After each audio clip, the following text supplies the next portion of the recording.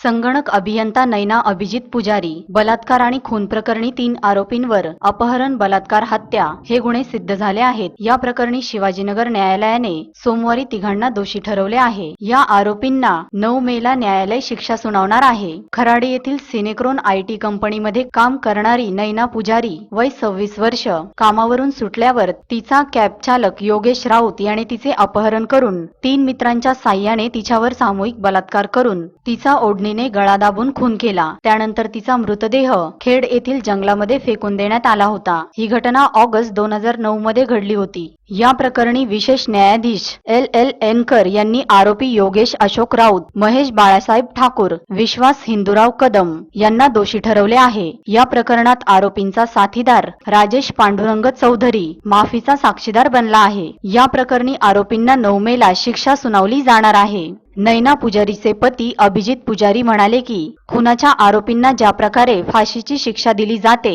त्याप्रमाणे बलात्कार करणाऱ्या आरोपीला देखील फाशीची शिक्षा झाली पाहिजे। अशा प्रकरणाची केस जलदगती न्यायालयात चालवली पाहिजे। हा निकाल देण्यास विलंब झाला असून या आरोपींना फाशीची शिक्षा झाली पाहिजे। नैना पुजारीची बहीण मनीषा गणबावने म्हणाल्या की या प्रकरणी आता आरोपींना दोषी ठरवण्यात आले आहे। अजून निकाल लागला नाही। या निकालास विलंब झाला आहे। दोषींना फाशीची शिक्षा झाली पाहिजे। त्यांची अंमलबजावणी लवकर झाली पाहिजे।